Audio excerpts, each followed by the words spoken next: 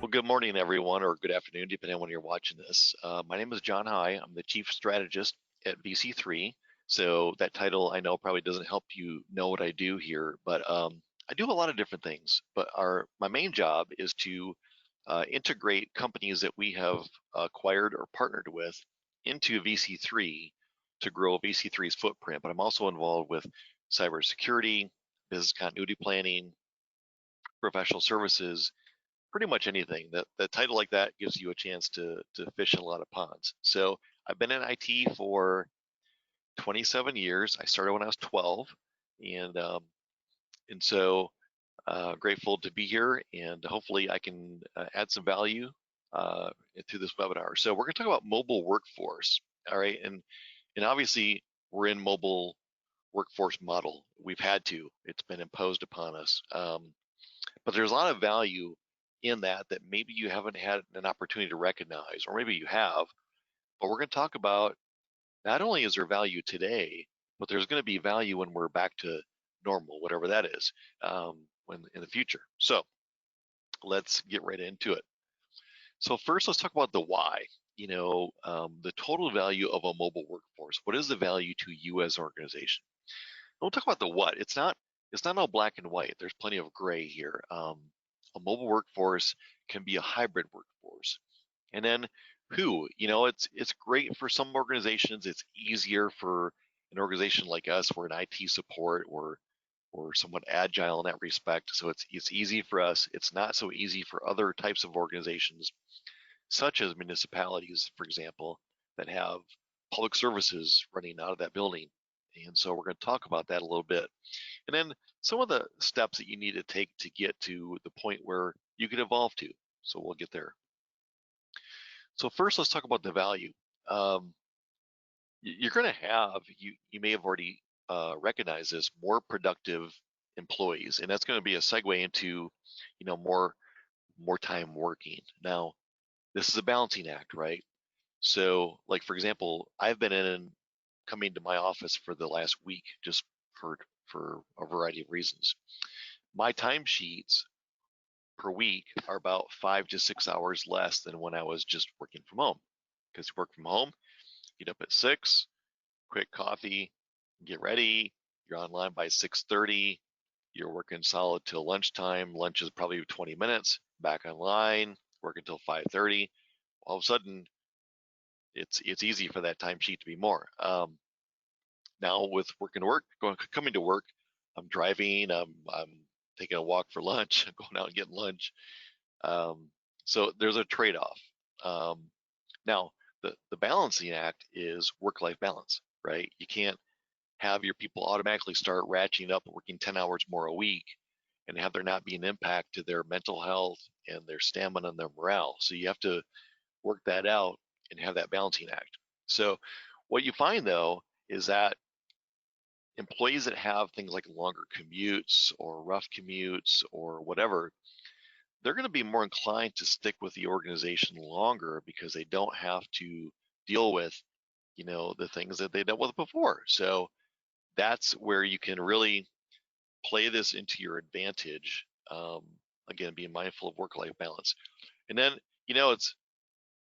it's odd that this number, this 42% of city managers stated a flexible workplace as a priority in 2020. Guess when that came out? In February. So that was a priority for several city managers before the situation that we're in now. So something to consider. So let's define a mobile workforce. Sometimes it's called remote, teleworkers. Mobile workforce is maybe the ideal term. So that can be really working from anywhere. Mobile workforce, home, conferences, while traveling, visiting relatives, whatever, coffee shops for those that are open.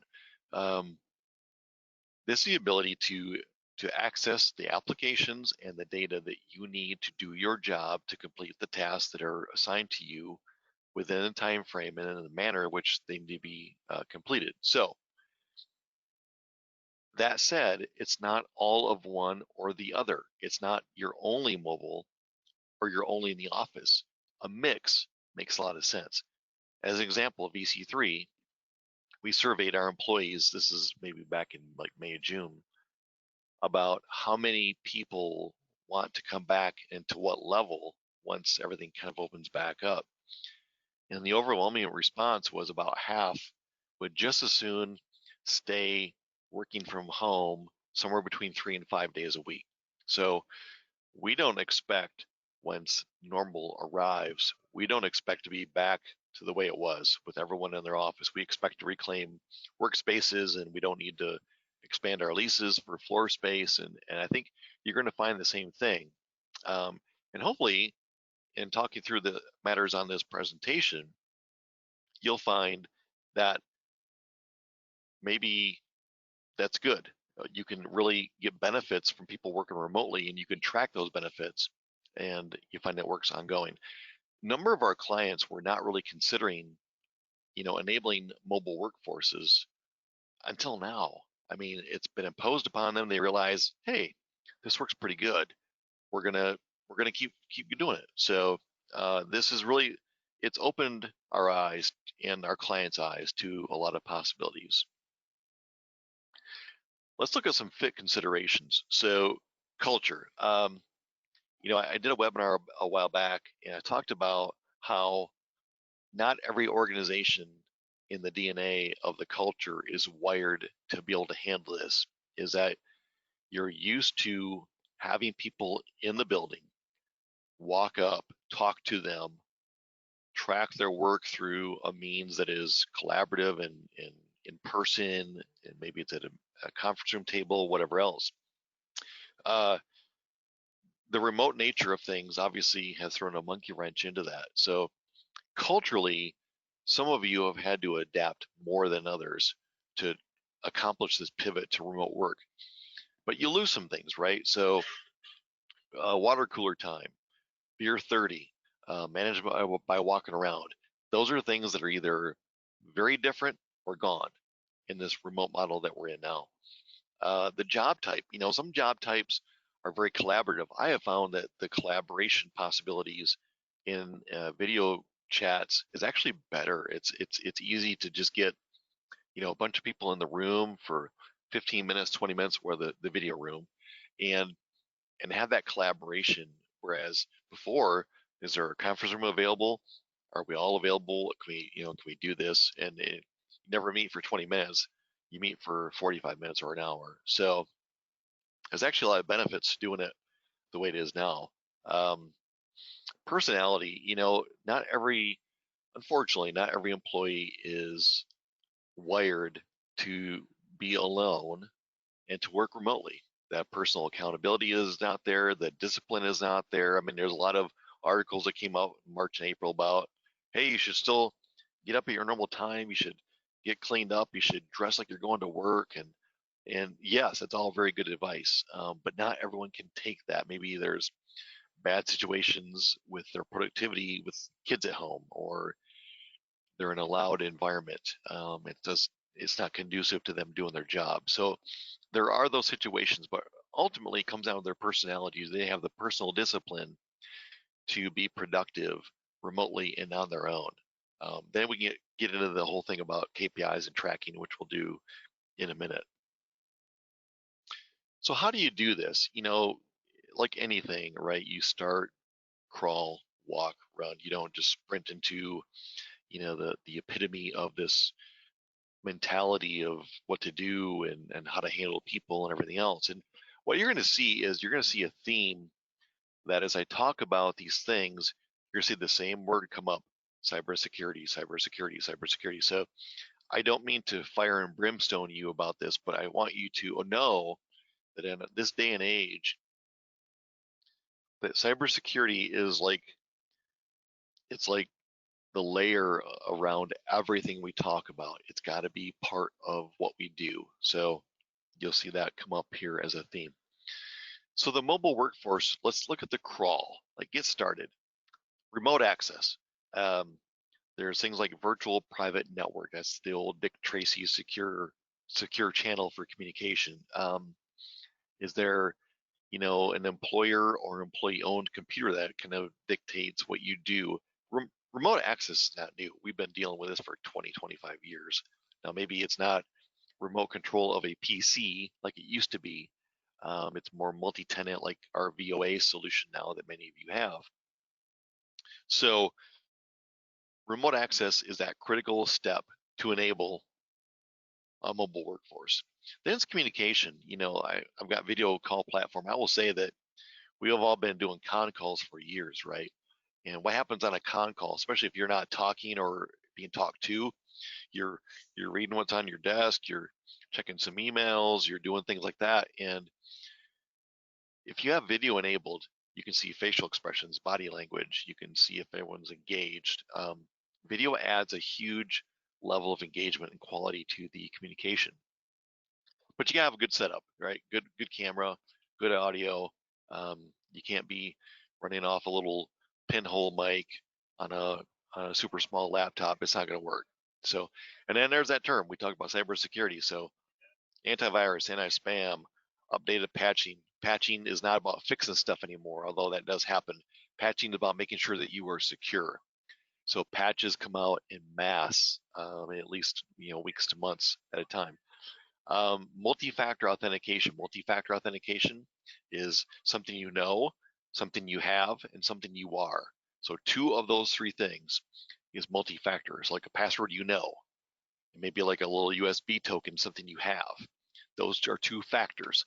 So that's getting to be the point where username, password, I predict within a few years that will be extinct and it will be replaced by the normal practice of multi-factor authentication. So that's my crystal ball prediction.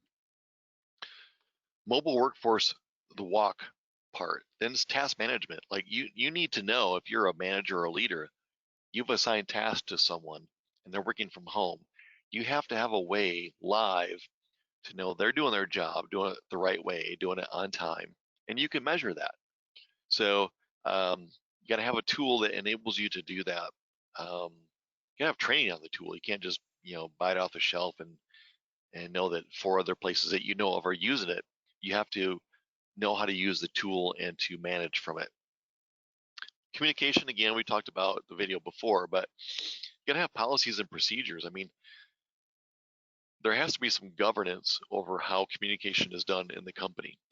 And you've got it, probably some of it covered. If you have an acceptable use policy, you probably have some of this covered, but make sure that's boned up.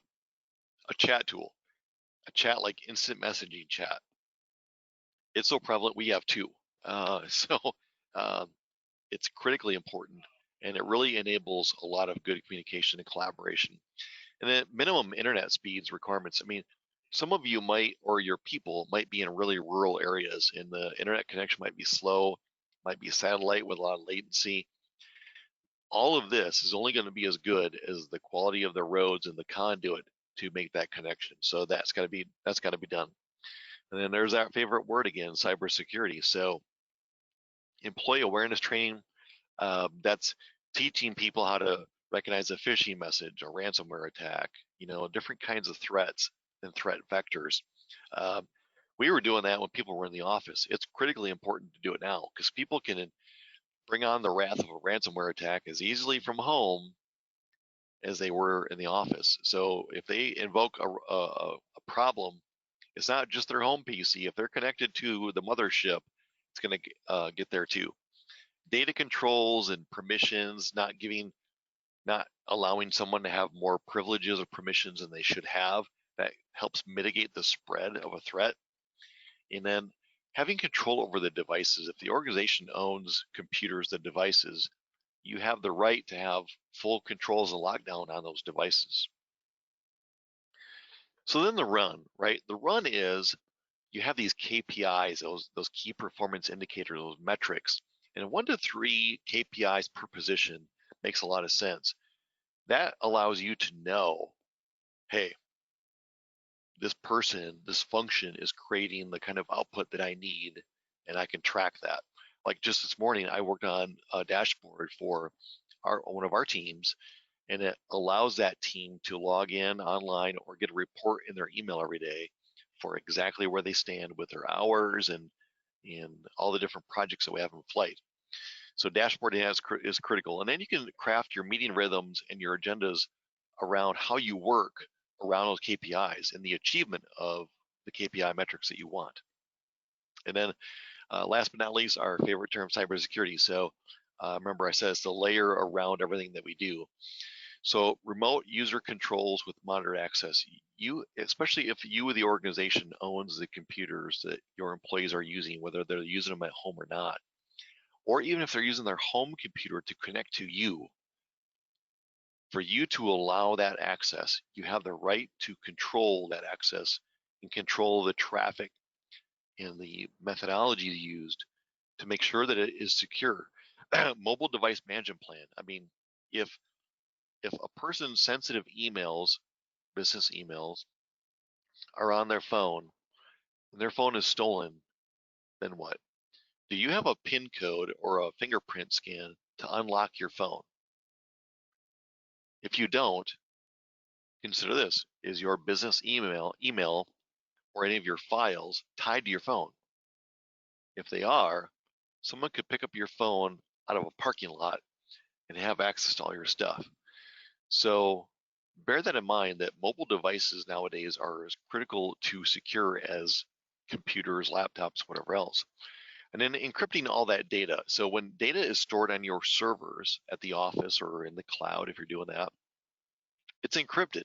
I can't just get access to it and see what it says. You want to make sure that data is encrypted in flight when it's being transmitted from either the cloud to the home or your organization to the home. It has to be encrypted all the way. So many systems take care of that automatically. You don't even know it. But that's where, like our VOA solution or whatever else, it takes care of that for you. So very important to have that done. So again, very short message, but I wanted to thank you. If you have any questions, you can fire them at betterit@vc3.com. You can go to our blog at vc3.com/blog to learn more. If you have questions, that email address can bubble up to me. I can spend more time with you as needed. And I thank you for your time.